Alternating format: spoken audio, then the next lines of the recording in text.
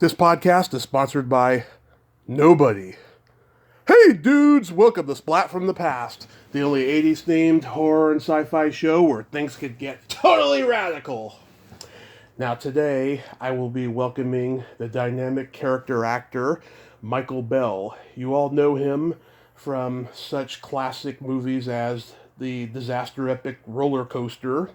He was also in the classic Western Blue. He was in a lot of low-budget movies in the late 50s, like It Came from Outer Space, and then War is Hell, very controversial war movie. And then he became a very successful voiceover artist. He's done all the toy line cartoons like G.I. Joe, the Smurfs, Voltron, Transformers, even Rugrats. And we're going to talk about all that stuff today. He was also in David Cronenberg's Fast Company, which I haven't been able to get a guest from that movie. I'd love to talk about that with him too as well. And also I'd like to say happy birthday to my dad. He turned 64 today, Tommy Kovac Sr. He remembers listening to When I'm 64 when he was only 10 years old. And he didn't think it was possible to be 64, not even for him or Paul McCartney, but he's 64. I love you, Dad. So, here is my interview with Michael Bell.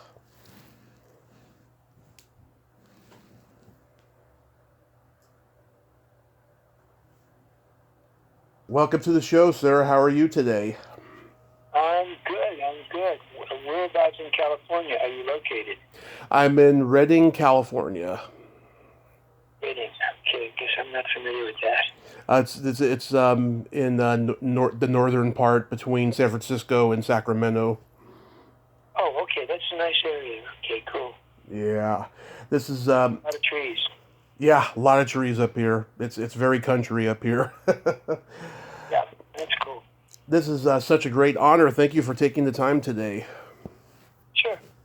So, going back in time, you were pretty young when you started acting professionally. Did you always gravitate toward acting when you were growing up? Okay, let's make a correction to that. I was not young. I was in my 30s when I started acting professionally. Oh, okay. Actually, I didn't do much before that. I was studying all during that time and trying to keep it together. I studied acting as a youngster, but I was not working as a professional actor at all. I didn't do commercials, nothing. I was a New York kid and came out to California in my 20s, I think it was. So remote now. But, and then I got several jobs working at a place called the Ranch Market, Hollywood Ranch Market, where I worked as a fry cook at 12 o'clock at night till 8 o'clock in the morning. Yeah. And then I worked with Grauman's Chinese Theater as an usher.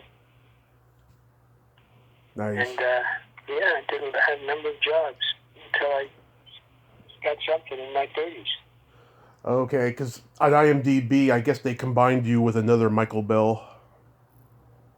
Yeah, I don't know who that other Michael Bell is. They have him at 50-something or other? Yeah, 1956. And what is it he's doing? I've asked him to take it off. Yeah. Not me, I wasn't working at that time. They just don't bother. He was doing movies like First Man into Space and War is Hell and stuff like that. War is Hell was me, but that wasn't the 50s. Yeah, it was 1961. War is Hell. I did War is Hell. What year was that? 60-something? 61. 61, so 38, 48, 58, 9, 63, I was 33 years old. Okay. Yeah, War is Hell was a film that I did, and that's the film that Oswald went to see after he shot Kennedy. Really? So it's in the congressional record. It was either before or after he shot Kennedy, he went to see War is Hell. Yeah. Wow. Is that the reason why it's a lost film? I guess. I don't know. I don't know if it's even out there. I have no idea. But I do know that it's part of the congressional record. He was in the theater seeing War is Hell. That's my political claim to fame. Yeah, that's pretty scary, too. That's like when John Dillinger was shot right after seeing Manhattan Melodrama with Clark Gable. Yeah. Wow. So was War as Hell your first movie? Yes, it was. It got me into the Screen Actors Guild. Yeah, how was making that movie? It was.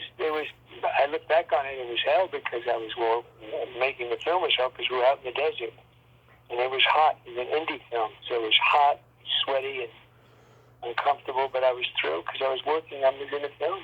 It was a nice role too. Wow. Did you study acting under anybody? I studied with Erwin Piscata in New York, and people that trained with him, Marlon Brando and Tony Curtis, and a number of other, I think Pacino, and all studied with Erwin Piscata. I had a scholarship there. Mm-hmm. Yeah, in New York. Mm-hmm. Were they all your classmates? No. I don't even know. I can't even look back on my classmates. I don't even remember who was in the class. Yeah. They might have been got famous, or they might have been pledged to obscurity. I don't have a clue. Yeah, I've talked to a lot of people who can't remember their classmates, but some can, you know. The only classmates I remember when I studied under Jeff Corey. Oh, yeah. Jeff Corey was a very famous director, a very famous actor, character actor who was teaching, and I contacted him, and he had me come in, and I read for him, and he said, okay, I'd like to have you in the class. I said, okay, it sounds great. How much is it? Because I'm not making much money, so I need to know if I can afford it. And he said, I didn't ask you if you could afford it. I went, yikes. And he went, you'll be in my class anyway. I went, okay. So I did his class. I didn't have to pay anything. And my classmates, some of them were famous. I can't remember. I know Jack Nicholson was in class, but I don't remember him that well. Right. And the gal who did Sheena the Jungle Girl or something. I have really no great memory of that. I know Sally Kellerman was in his class.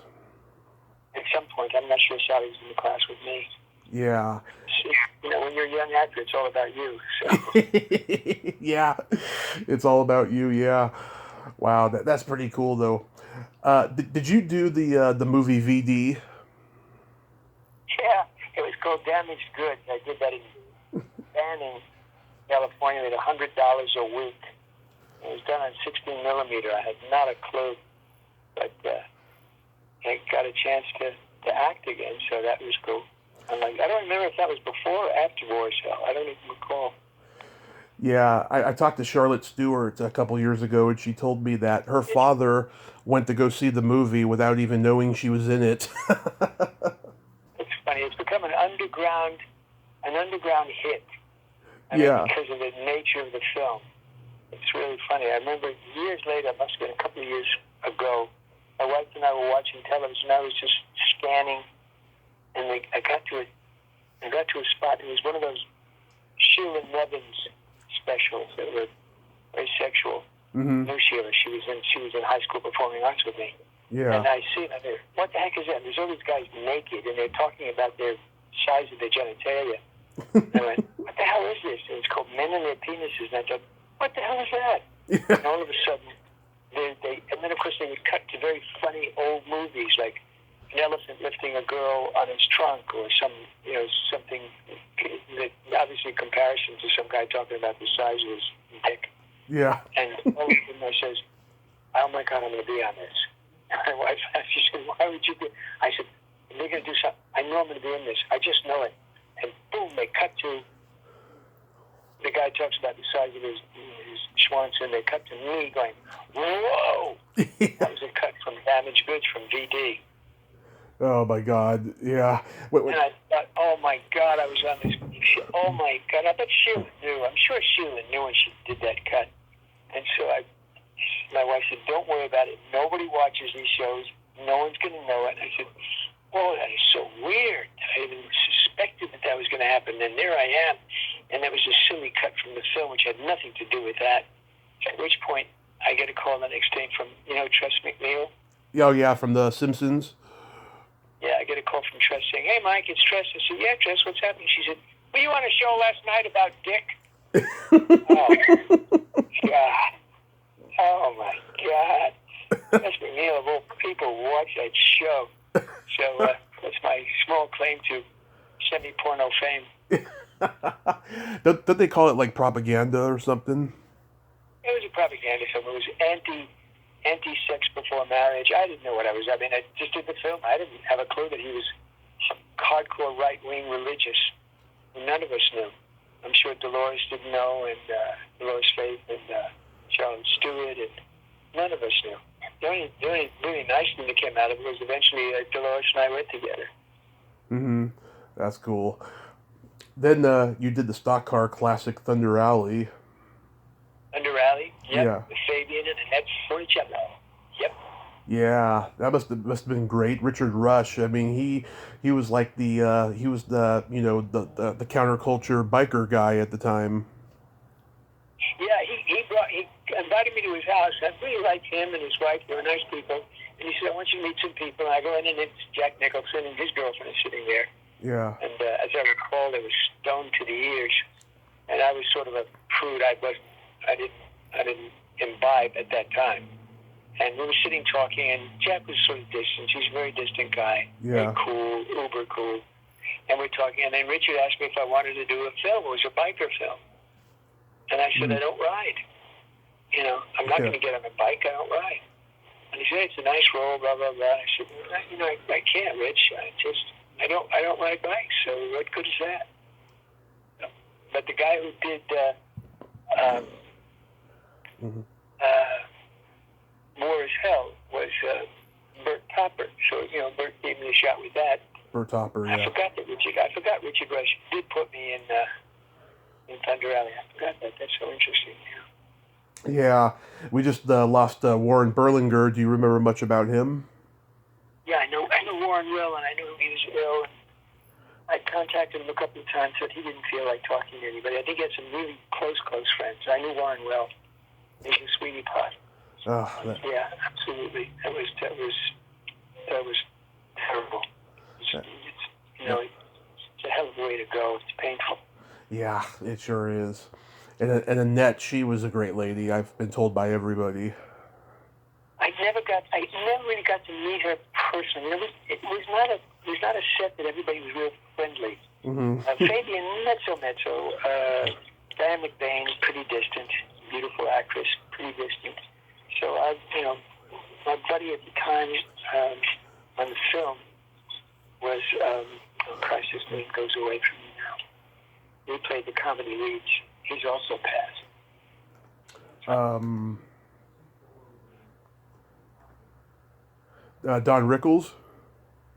No, I got to know Don, but no, not Don. Jan Murray? No, excuse me? Jan Murray? Jan I got to know as well. No, I got to know Jan as well. No, not Jan. The guy was my age. He was a young guy, and we used to like frickin' frack on the show. And he eventually became a groundling, and we became all good friends. Kip. Kip King. Kip King. Kip passed away a couple of years ago. We were friends for a long time. He's Chris Kattan's father. Very funny guy. His son did the Saturday Night Live. Chris Kattan, yeah. Yeah. I have a friend who's going to be opening for him this weekend up in Citrus Heights. What is he doing? He's doing stand-up? Stand-up, yeah. Oh, weird. Okay. Yeah, I'm pretty happy for her. His career didn't do well. Yeah, I heard he got injured during a sketch, and that kind of is the reason why. He did what? He got injured during a sketch on Saturday Night Live, and he got a drug addiction from it. Really? Oh my God. Okay. Wow. Didn't know that. Yeah, he just came out with a memoir where he talked about it. Really? Yeah. Creepy. So creepy. Yeah. You did a Western called Blue. Yeah. Blue. It should have been called Blah. Blah. But I was glad to do it. Trust me. I was glad I went on location. I got to meet some nice people. Got to meet and fall in love with very briefly. I mean, it wasn't reciprocated, but I fell in love with Joanna Pettit. Yeah. We went up there in a limo together. The studio found us at the limo first, and that was something. It was a great opportunity for me. Got to become very friendly with Ricardo Montalban. Mm-hmm. I was able to imitate him afterwards because I spent a lot of time with him. really cheeky, funny guy, super guy. Yeah. Absolutely. Sally Kirkland was in it. She's had quite a career. Yeah, it was interesting. Sally was sort of an extra. She didn't have anything to do. She was sort of just there. Mm-hmm. She looked so totally different in later years. I didn't even recognize her, but I ran into her once and we talked very briefly. And what's her name? Who passed away recently, who was on the Mod Squad. Oh, Peggy Lipton. Peggy, I ran into Peggy a couple of times. Peggy and I hung together a lot when we were on the set. But that was fun. And that was really cool. I really enjoyed doing that movie. That was really great fun. Everybody seems to have died. I'm hanging on. Did you get to interact with Karl Malden? Yes, I did. And it wasn't a good thing. It was good then. Yeah. I had a scene where I had to jump on a wagon that was being pulled by horses at a pretty set speed. Before I did it, Carl said, "You can't do that." He said, "Why not?" I said, "You get a stuntman for that. You tell the director you're not going to do that." And he said, "Really?" He said, "Yes." I said, "But I'm doing that." And, he said, "No, sorry. You tell Marizino no." So I said, "No, they got a stuntman." And then years later, I did Streets in San Francisco with Carl Malden. Yeah. And Douglas, and I had a big scene in there where I really had to really cry. It was a big dramatic scene, and I was crying, and it was really going for it. And then Carl yells, "Cut!" And I thought, "What the fuck are you going to cut for?" And he said, "His nose is running." So much for Actors Studio. Oh yeah. Stop in the middle because my nose is running. It's my nose. My nose is running. Let it run. It runs when you cry. He stopped it. So, by the time we got on to the third or fourth take, I wasn't anywhere near as juicy. So, I'm Carl Malden. Do you remember Richard Hurd? Richard Hurd. He was a character actor that looked exactly like Karl Malden. No, I don't. I'm sorry. I got to interview him 2 weeks before he died, and he told me how, he thought that looking like Karl Malden was a big hindrance to his career when he was in the theater, but when he got to the movies, no, he was always getting mistaken for Karl Malden in the movies. How cool. Shame he didn't get his salary. Yeah. And then you do The Proud Rider. That was a Canadian biker film. I don't even remember that. I got to be honest. I remember Then Came Bronson with Michael Parks, but I don't remember The Proud Rider. What year was that? 71. That was Art Hindle and Karen Gregory. Boy, that escapes me. I don't recall doing that at all. You sure it was me? It could be the other Michael Bell then. Did you see the film? Did you watch the film? I never saw it, no. Because they have me listed as doing Chud the Bud too. Oh yeah, I've seen that movie. I tried watching it. I couldn't get through the film. I couldn't get to wait to see who was playing with him, but it wasn't me. Yeah. I wasn't doing it. Sometimes I did voiceovers for stuff they have me listed as on camera, which, if I've done a voiceover for it, it's a different story. But no, I didn't do Chud the Hud. Oh, God. I feel so bad because I mentioned all these in the intro, so maybe I'll... No sweat. I don't believe IMDb for that. They get it. They got it maybe 96% correct. Yeah. And I've called and I said, could you take me off? I didn't do that. I didn't do Destination to the Stars or whatever the hell that was. I mean, you have me doing stuff I never did, and I listed what I didn't do. I listed what I did do, and bada boom, they never got back to me, so I don't buy it. Yeah, I mean, they didn't know that they were going to become such an empire when they started the website 20-something years ago, Yeah. So I'm sure they feel like idiots now, because they are. Yeah, they sure are. They sure are, yeah. But you are the Michael Bell who was in Rollercoaster. Yeah, that's me. That's me, all right. That sure as hell me. That was good to do, too, because I got to work with Richard Widmark. Yeah. It was nice. And Siegel. I mean, good, fine actors. That was cool. Yeah, Henry Fonda's in it. Didn't you get Steve Guttenberg a role in it? Yeah, Steve was at that point was my godson. I grew up in Brooklyn, and his mom was one of the neighborhood girls, Mm-hmm. Annie, and when he was in school, he would constantly write to me, and I'd write back, and he finally came to stay with me for some time during the summer. He was supposed to go to dental school, and then he said he really wanted to be an actor. And I said, "You got to train. You got to study and all kinds of stuff." So eventually, he took off like crazy. Went out. I introduced him to agents. I introduced him to casting directors because I was working pretty heavily at that time. I think I was under contract to Universal around that time. So I knew people that I could introduce him to. And he was a cute kid, and eventually he did a commercial too, and I got him on Rollercoaster. And he fucked up a couple of times. He didn't have nothing to do. He just would walk in and say, "This blah blah blah, your coach is something like my assistant," and he would fuck up. And Richard Widmark turned around and he said, "Jesus Christ, where'd they get this kid?" And I thought, "Oh shit, don't look at me." But he fooled everybody, and eventually got into Diner and got very successful. Police Academy, Short Circuit, lots of good movies. Yeah, all these really good movies. And I'm proud to say 20 years ago, I sent him a email from his website, and he was very nice to me. He replied me back all the answers to my questions. I kept that for a very long time. Very good. It's nice. Yeah.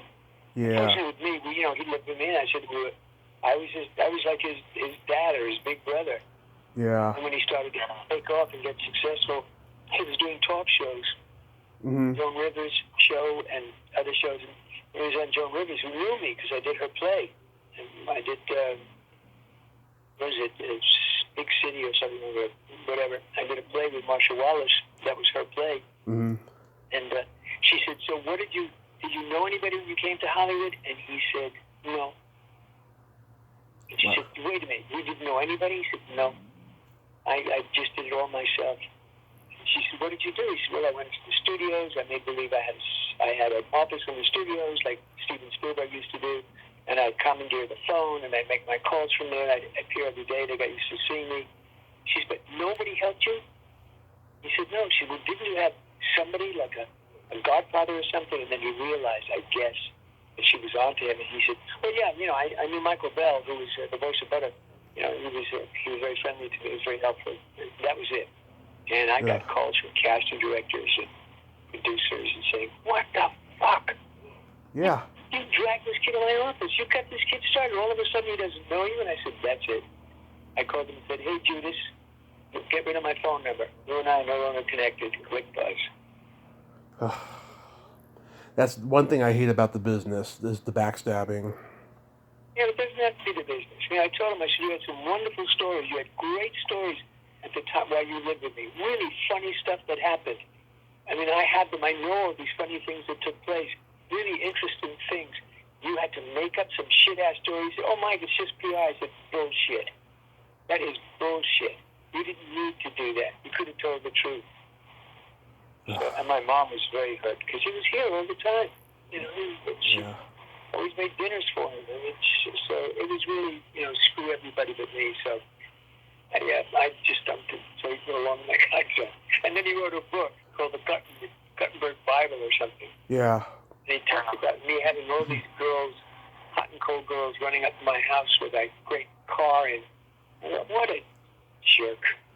Yeah, fuck. I've helped a couple people whose careers were down the tubes that I've put on the podcast and stuff, and they credit me to my face, but they don't go on other podcasts mentioning me. That pisses me off. But what can you do? But it's life. So whatever. He wanted to be the next Tom Cruise. I said that ain't gonna happen. Yeah. I'm not studying, and I was going to send him to RADA at that time. I was a single man, and I was making very good money. I said, "Let me send you to RADA. Let me send you to the Royal Academy where you can learn to really, your craft. And you learn something." No, he wasn't interested. He just wanted to be a movie star. So. That's sad. End of story. End of Steve Guttenberg. Yeah, let's. What else you got? What else you got? David Cronenberg's Fast Company. Was that you? I don't think so. I don't remember it at all. Okay. This other Michael Bell must be Canadian then, because. Must be Canadian. Be Canadian Michael Bell. They stick his name. For a while they said it was Michael something Bell, Michael O'Brien Bell or some bullshit. Yeah. How about Michael Patrick Bell. I said, I'm not Michael Patrick Bell. Get rid of the Patrick. It's Michael Bell. End of story. yeah? Okay? How about How to Beat the High Cost of Living? Yep, that I did. Yeah, that was cool. I enjoyed doing that a lot. Yeah, you have to do a comedy. Good film for me to do. It was nice when I got on the set. The two actresses who were the leads, I had dinner with them. They invited me to dinner. We were sitting and talking, and they looked at each other and said, okay, he's so cute. Why isn't he playing my husband? That's always fun. Yeah, of course, they went on to be Kate and Allie. That's right. Yep, Susan St. James and Jane Curtin. And that's right. Not Jane Curtin. What's her name? Not Jane Curtin. Susan St. James and famous actress who married Sam. I can't remember his name. The writer, actor-writer. Oh, Jessica Lange. Jessica Lange. Jessica. It was Jessica and Susan had me to dinner. We sat down and had dinner. Yep. Yeah. It got a great cast. Dabney Coleman, Richard Benjamin, Eddie Albert, Art Matrano. Wow. Yeah, Art Matrano, what a schmuck. Really? And then, of course, there was Richard Benjamin, who I went to school with. Oh, really? Yeah, I went to performing arts with him. Saw him a couple of years ago. We were never really friends. We were in the same class, in the same acting class. We knew all the same people, but I wasn't. We just didn't jive. We were kind of like a little bit oil and water. Yeah. I never wished him harm. I had a nice, successful run. Did you know Fred Willard? I knew Fred. I like Fred very much. He was a sweet guy. I like Fred. I was sorry to see him pass. Nobody could play dumb as good as Fred Willard. He was so funny. Very funny. Very, very funny guy. Funny guy. Funny in his own way. Odd funny. Not stand-up funny, but odd funny. Just sort of low-key funny. Yeah. Right. And a lot of people don't know he missed out on a baseball career. Oh, it's interesting. Didn't know that. Yeah. I heard... He missed out on a baseball career. I missed out on an adult film career. Look at that. Adult film career. So what made you transition into voiceover work? I got, I guess to say I kept getting cast in the same things. It wasn't an enormous amount of money. It was decent money. It was great. Yeah. People think you make a ton of money when you're guest starring on television.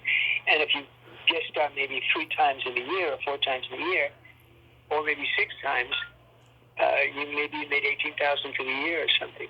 Right. We didn't make a lot of money in television, but I wouldn't have minded so much. I could have survived, but it was the roles were sucky. It was just bad guy, bad guy, bad guy, bad guy, bad guy, and every now and then something good would come by, like Three's Company, and then bad guy, bad guy, bad guy, and then some dumb role, and then you started just getting anything, and then finally I think I did Chips, and that was the tilter for me. Such a shit set. People, scummy Eric Estrada. Oh, yeah. The crap he was, and I couldn't stand him, and I called my agent and said, okay, I have a good life. I'm not doing on camera anymore. I take most of my time off on doing voiceovers, and that's where the money was, and that's where I had an opportunity to play so many different characters. Mm-hmm. Yeah. That's where the really joy of acting came in. So I quit. I mean, it seems then like... They called me in. Then I think Corey Allen called me in for Star Trek. Mm-hmm. And I went because I wanted to do Star Trek. And got that. And then Deep Space Nine. So those were really juicy things for me to do. But most of the stuff was Trek. Yeah. I mean, it seems like voiceover can be an easy job once you get the work. Yeah, well, once I became successful at it, everybody wanted me. Mm-hmm. I was the new prince in town, so I was voicing like crazy because I had the kind of voice that they wanted for commercials, a young voice. Mm-hmm. I was able to sell. I was able to improvise and play and joke and futz around, and it worked for me. I was not one of these wonderful deep voices that everybody was using. I just had this cash voice. So I got all these different campaigns, including the voice of Butter for Parquet. Mm-hmm. Yeah, I mean, you got to be doing it in a very special time in terms of cartoons because toy lines were becoming cartoons, and there were so many of them. Yeah, I didn't know that. We didn't know anything. I didn't know anything about toys. I had no idea. I mean, I used to joke about it. You know, the fact that we were doing it. I always say something like, I think I said to B.J. Ward, I said, "Gee, I'm not doing as much this year as Scarlett in G.I. Joe. I don't have as much in the script." And I said, "It's because your toy isn't selling."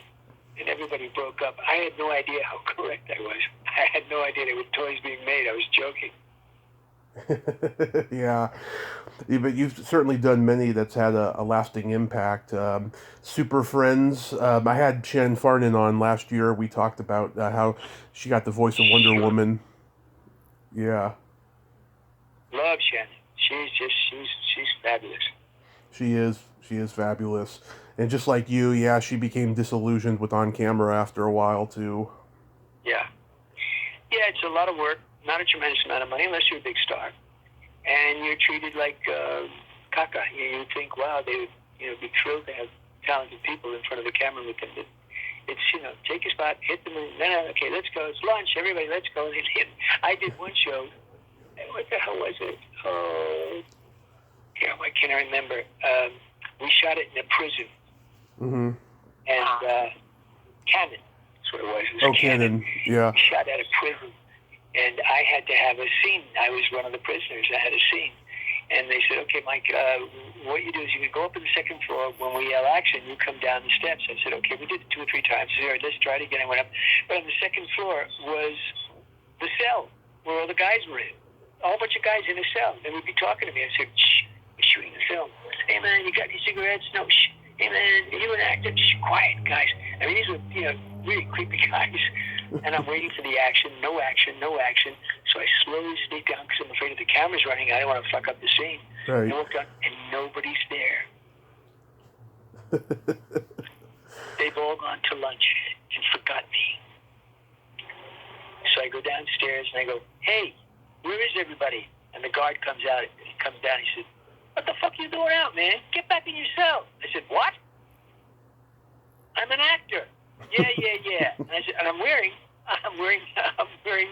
cell clothes, right? I'm wearing convict clothes. Yeah. He's ready to just troglodyte. He's ready to drag me and throw me in the cell with all these ding dongs. And I said, "Hey," and I yelled out, and the director came through the other door and went, "Oh yeah, okay, come on, Mike. Sorry, he's one of our actors." Oh, God.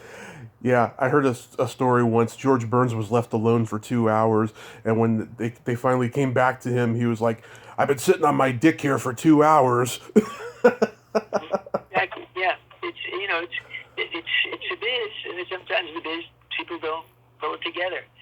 It's kind of like working with a half-blind surgeon. You take your chances when you get on the set. Kids have died. People have died as a result of poor management, poor direction, or something going wrong. I mean, it happens all the time. Thankfully, I've never been in that. I think I was in that situation once with Star Trek. Just briefly, when I played Groppler Zorn in Star Trek. Mm-hmm. They pilot The Next Generation, and they had to swing me up on a guide wire. Had to lift me off the ground because I was struggling in the air because the creature had me in his talons. Invisible creature. Yeah. I was screaming and crying, etc. And my stuntman said, "Okay," my stunt double said he would do it. I said, "No, I'm going to do it. I want to do it." He said, "Okay." He said, "Well, then I want a mattress on the floor under my glove." And they said, "Well, it's not necessary. These things have strength." The guy said, I want, Roger, my stunt guy said, I want a mattress under here. So they said, "Okay." And they were pissed because it took time. So they put the mattress on the bottom, and they lifted me about, 20 feet up, 10, 15, 20 feet. And I'm struggling. Sure enough, the wires broke. Wow. And I came down flat on my back. And all of a sudden I heard, oh my God. The directors, the producer, they all came rushing forward, and I didn't move. I lay perfectly still, like my back was broken, and I didn't move. And I heard him saying, "Oh my God, is he okay?" And Brian goes, "Oh my God, Michael. Oh my God, Michael." And I turned over and I said, "I see a series in my future." Did you get hurt at all? Yeah. No, just shook up. No big deal. Then we did the scene again. Hey, it's not the worst stunt in the world, not the hardest stunt in the world. But they weren't prepared. I could have dropped on a cold, hard floor and would have gotten a concussion, possibly even broken my back. Mm-hmm. So, they don't care. They don't give a shit. Yeah. Final analysis, they don't care. You did the voice of Duke on G.I. Joe. Do you get recognized for that the most of all the voiceovers? Combination, Raziel from a video game, the Soul Reaver, G.I. Joe, Duke, Frau for Transformers. I get recognized for that. And a couple of other things that I've done. For the most part, I would say Duke is pretty solid. And Major Blood, yeah. Yeah, I just talked to Neil Ross. He gets recognized for Buzzer a lot. Sure. Oh, yeah, absolutely. The Smurfs, I used to watch that on Saturday mornings. Did they make a live action, like, computer animated movie out of it recently? They did too. Yeah. But, they didn't hire us, so they wanted celebrities, so they got celebrities to do our voices, and the movie sucked. It did badly. Both movies did badly. They're stupid. They have a successful product, and they don't know how to. They got to make it their own. Yeah. So they hire actors that don't have the ability, and the script wasn't there either. So. I thought Bill Murray did a great job as Garfield, because Lorenzo Music did sound like Bill Murray a little bit already. Yeah, that's that lazy sound. And Lorenzo wasn't around. Lorenzo had passed. Now Frank Welker does the series. Mm-hmm. Frank Welker's a genius, that guy. Yeah, he's wonderful. He's very talented. Did you like the Transformers movies? I never got to see them until years later. Mm-hmm. I was maybe 20 years later, 30 years later, I got to see it. Yeah, they're fun. I think they're fun. It's just, I don't see animated stuff. I don't go to animated stuff as a rule, especially animated stuff with movie stars in it. I can't be bothered, no matter how good it is. The only thing I think I've seen that I loved was the one with the Mexican theme, which I thought was fabulous. Mm-hmm. I didn't see that. The Mexican theme was just brilliant, stunning film. I'll check it out. They didn't need big names. It was just sensational. Yeah. The names of it, unfortunately, but it was just sensational. But for the most part, I don't go to animation, and I think I've seen. Maybe I've seen twice. Obviously I've seen A Wish for Wings That Work, because I think it's a beautiful show. Mm-hmm. That I did, and I was not that thrilled with Oliver Twist, but I was glad to do it. Hanna-Barbera's were my early years. Yeah. I love the original Transformers movie that came out in the 80s, but for some reason it didn't do well financially for Dino De Laurentiis. No, it didn't. I don't think they promoted it. I don't think they pushed it because they had huge fans. They had a huge fan base, Mm-hmm. but they didn't promote it at all. It just sort of came out and went back in. Yeah. You're my fourth. It's become a major underground, success. I mean, every year when they do the convention, when we go back to conventions, if nobody's dead, they die from COVID. We go back to a convention, then I imagine they'll run it again, because whenever they have a convention in G.I. Joe or they have a Transformer convention, generally I'm invited. And they run the film, and it's always fun to sit in the audience and watch the audience's reaction. Yeah. You're my fourth guest from Kid Video. Oh, who'd you have on? Robbie Rist, Robert Towers, and Susan Silo. Oh my God! Well, I directed it as well. Mm-hmm. And that was a good show. It was a very clever show. And unfortunately, Saban pulled it because he got pissed at Screen Actors Guild. So he pulled a successful show because it was his, and he just pulled it.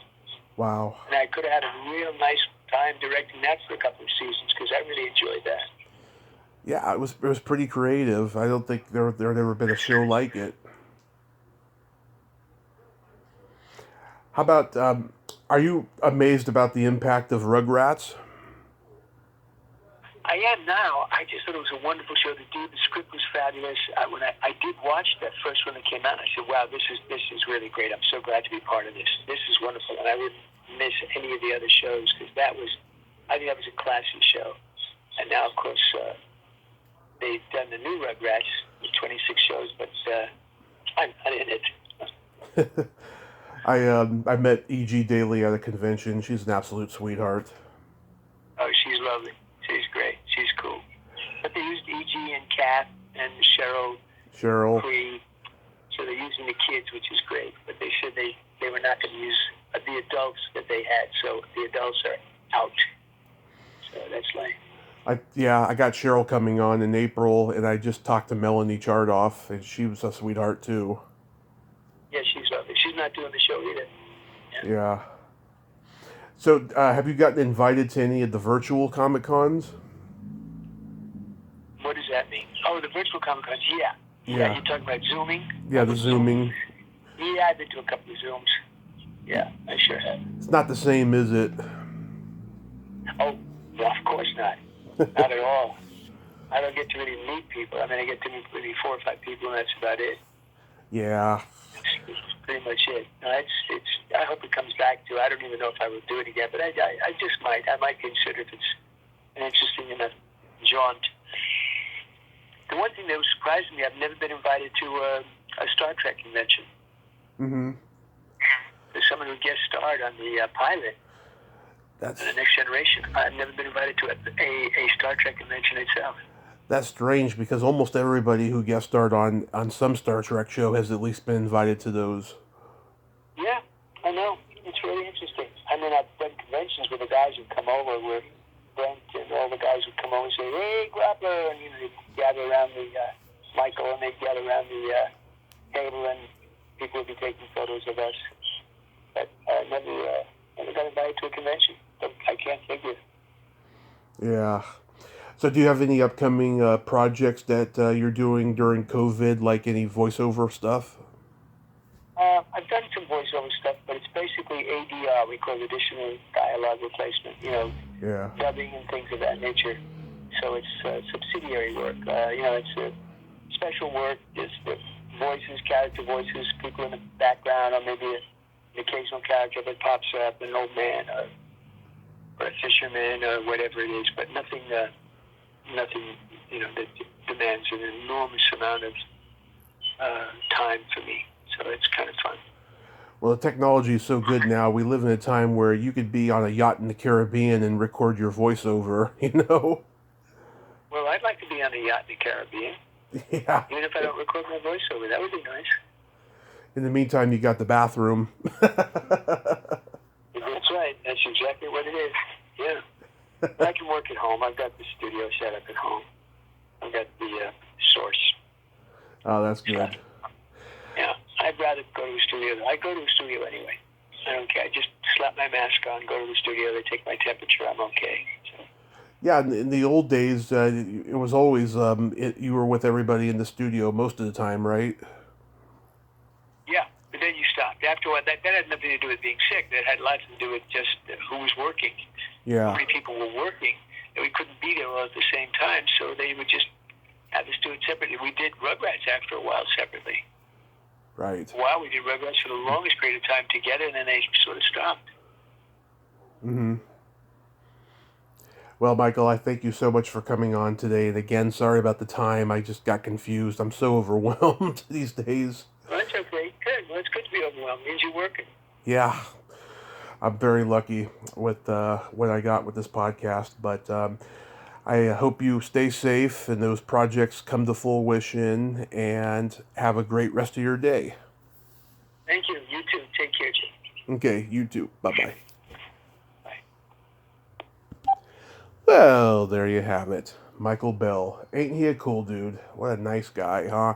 And again, I apologize for all the misinformation in the opening about those movies he didn't do. That's a different Michael Bell, possibly from Canada, with those Canadian films that were on the list. I was wondering how he got in Canadian films, but I thought maybe he was married to a Canadian at one point.